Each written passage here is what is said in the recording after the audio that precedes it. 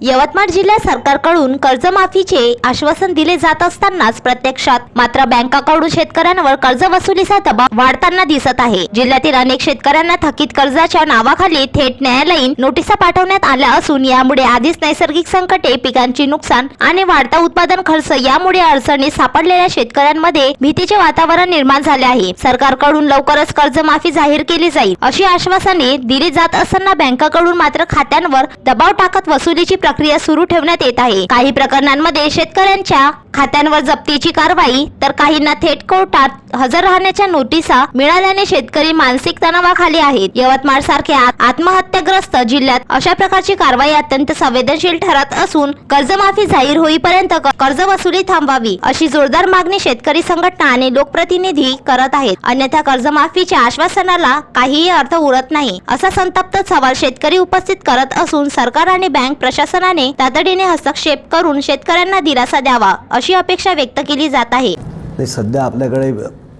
जे NPA मध्ये जे आहे थकीत कर्जदार जे आहे 71,762 जवळपास शेतकरी जे आपले थकीत आहे सध्या जिल्ह्यामध्ये जवळपास 4,19,000च्या जवळपास शेतकऱ्यांना हे झालेलं होतं। त्याच्यामध्ये 71,762 लोकांचं कर्ज जवळपास थकीत आहे। 1980 करोडचं वगैरे थकीत आहे याच्यामध्ये पूर्ण जिल्ह्यामध्ये।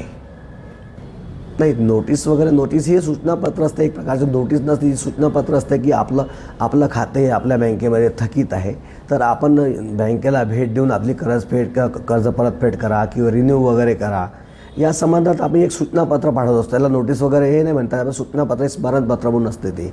तर त्याचा असं काही दुरुपयोग व्हायचा असं काही हे नसतं। ते एक सूचना असते की त्यांना एक रिमाइंडर असते की तुमचं कर्ज थकीत आहे अशा प्रकारचं।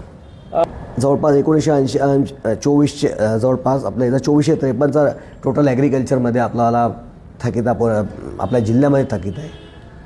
नाही सर, हे प्रकार असं लोक अदालत जे आहे शासनातर्फे लोक अदालत ठेवल्या जाते प्रत्येक क्वार्टरला, महिन्याच्या एका म्हणजे त्रैमासिक एक लोक अदालत असते। ती बँकांना ही सूचना असते की आपण आपले काही थकीत वगैरे कर्जदार असलात तर त्यांना आपण काय ते इथे बोलू संगनमताने काही जर तडजोड होत असली तर त्याकरिता आपला कोर्ट जे आम्हाला मागवतात असतात ॲप्लिकेशन नावे वगैरे, तर आम्ही त्यांना आमची नावे देतो त्यांना की जेणेकरून ते लोक आपल्यापर्यंत येईल आणि संगनमताने हे होत असते। याच्यामध्ये काही कुणाची काही बळजबरी नसते, ही एक संगनमत असते बँकेचं आणि कर्जदाराचे संगनमत। जर तुम्हाला ही सूचना मान्य असली, ही जे तडजोड मान्य असली तर तुम्ही करू शकता। याकरिता कोर्ट जे आहे त्यांना ते समन्स पाठवत असते की तुम्ही या जर तुम्हाला पटत असेल तर तुम्ही त्याची तडजोड करू शकता इथे येऊन। नाही, हा तगादा बनवून नाही आहे, हा रिकव्हरीचा तगादा बनवून नाही आहे, हा एक स्मरणपत्र म्हणून असते हे फक्त। आणि याच्यावर कदाचित काही बळजबरी नसते, आपण कुणाकडून जास्त सक्तीने वसुली करायचं असं काही आमचं बँकांचं पण धोरण नसते। ही एक लागू केलेली योजना आहे लोक अदालत म्हणजे, ज्याच्यामध्ये संगनमताने तडजोड कोण करायची फक्त हीच योजना असते। त्याकरिता जे कोर्टाने दिलेल्या सूचना असतात त्या आम्हाला पाळाव्या लागतात।